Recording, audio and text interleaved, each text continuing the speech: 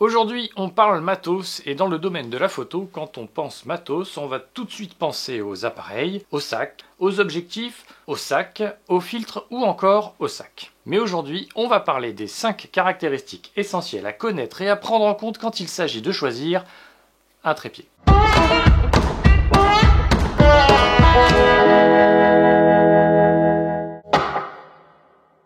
Bonjour, c'est Sylvain pour la chaîne Le Doigt sur l'Objectif. Je suis ravi de vous retrouver pour une nouvelle vidéo. Pour ceux qui ne connaissent pas la chaîne, ici on parle photo au sens vraiment très large, que ce soit matériel ou culture photo en général, et le tout dans la joie et la bonne humeur. Alors, on est plus de 500, soit à peu près 500 fois plus que ce que j'imaginais en lançant la chaîne, donc déjà merci. Et si vous aussi vous voulez faire partie de l'aventure, abonnez-vous, tout ça quoi.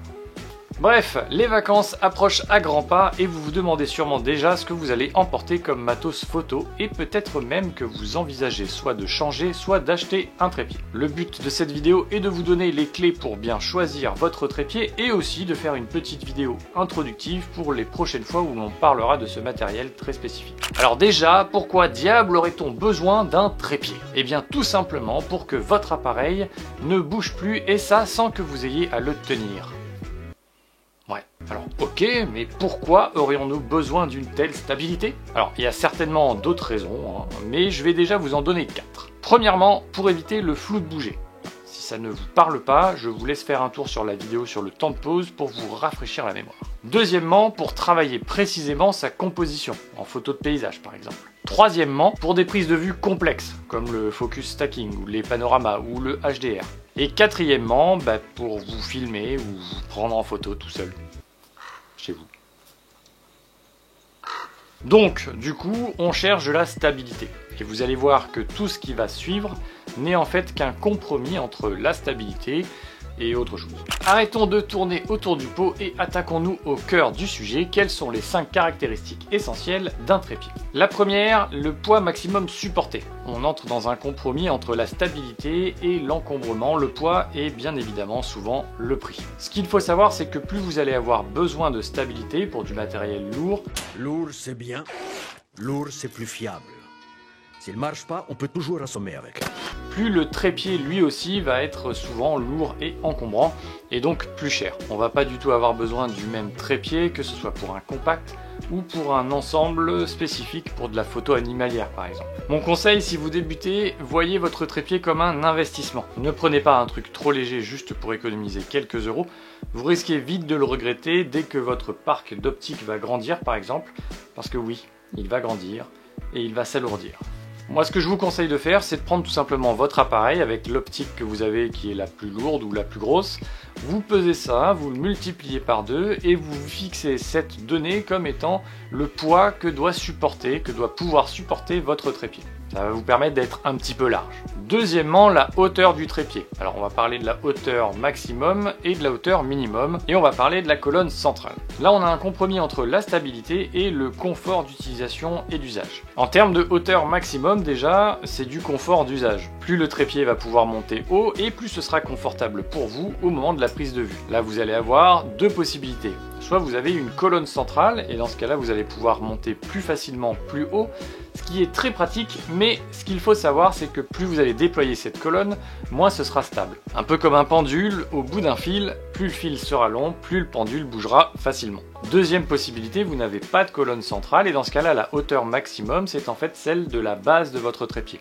C'est top parce que le point haut de votre trépied c'est en fait le point le plus stable, celui qui est en haut des 3 pieds justement. Mais l'inconvénient c'est que pour avoir plus de hauteur de trépied, du coup les pieds vont devoir être plus longs et certainement plus lourds et du coup plus chers. Pour la hauteur minimum, tout dépend cette fois du style de cadrage que vous aimez. Si vous aimez shooter au ras du sol, il va falloir un trépied qui descende assez bas. Dans ce cas, soit vous choisissez un trépied sans colonne et vous allez pouvoir ouvrir les pieds pour plaquer l'appareil au ras du sol, soit vous optez pour un modèle avec une colonne centrale qui puisse s'inverser. Mais encore une fois, pensez au pendule, plus vous allez déployer la colonne et moins l'appareil sera stable. En bref, une colonne centrale c'est plus pratique mais c'est moins stable. Mon conseil c'est de privilégier en priorité la hauteur minimum en fonction de votre pratique. Si vous faites du paysage au grand angle ou encore de la macro. Et regardez la hauteur maximum sans colonne pour ne pas trop sacrifier la stabilité. On veut un trépied, pas un pendule. Troisièmement, le nombre et le diamètre des sections. Alors là, c'est le compromis entre la stabilité et la compacité et le poids. Les sections, ce sont les éléments qui composent chacun des pieds de votre trépied. Grosso modo, plus il va y avoir de sections, plus le pied pourra être compacté. Si vous cassez une branche en 4, les morceaux seront plus petits que si vous cassez la même branche mais en 3. Alors ça, c'est pratique à savoir pour la randonnée et pour le voyage parce que ça permet d'avoir des trépieds beaucoup plus compacts une fois repliés. Mais le problème, c'est que plus vous avez de sections, moins ça sera stable. Ou plutôt, plus vous allez avoir de sections déployées, moins le trépied sera stable. Parce que oui, si vous déployez 3 sections sur 4, en réalité c'est comme si vous aviez uniquement 3 sections sur votre trépied. Autre élément à prendre en compte concernant les sections, c'est le diamètre des tubes. Grosso modo, encore une fois, si vous voyez des sections qui ne sont pas plus épaisses que votre petit doigt, c'est pas forcément bon signe en termes de stabilité. Quatrième caractéristique, les matériaux. Là on est sur un compromis entre la stabilité et le prix et le poids. Alors déjà, si vous voyez que c'est fait en plastique, fuyez, pauvre fou! Il n'y a que 2 matériaux vraiment efficaces en termes de rapport poids-prix et stabilité. C'est l'alu, qui a l'avantage d'être pas cher, stable, mais un petit peu lourd, et le carbone, qui est beaucoup plus cher, mais avec un bien meilleur rapport stabilité-poids. Pour le coup, tout dépend de votre budget. Cinquième et dernier point, la rotule. Alors c'est pas nécessairement un élément lié au trépied, vu que souvent cette partie elle est amovible, mais c'est un élément extrêmement important. La rotule, c'est tout simplement l'articulation entre votre appareil et le trépied. Au même titre qu'une chaîne est aussi forte que son maillon le plus faible, si vous avez un super trépied mais une rotule moisie, au final vous avez un trépied moisi. Alors vous avez 3 types de rotules, les rotules ball, les rotules 3D et les têtes fluides. Celles qui sont très en vogue en ce moment, ce sont les rotules ball. Le principe est simple, le support de l'appareil est relié à une boule entourée d'un joint. Vous avez une molette, si vous la desserrez, la boule peut bouger librement, et si vous la resserrez, la boule ne bouge plus et l'appareil non plus. L'avantage, c'est que c'est plus rapide à régler et beaucoup plus pratique à l'usage, mais un petit peu moins précis. Dans le sens où, si vous voulez travailler votre composition précisément en ajustant les axes les uns après les autres, c'est pas trop possible. Pour ça, vous pouvez opter pour les rotules 3D.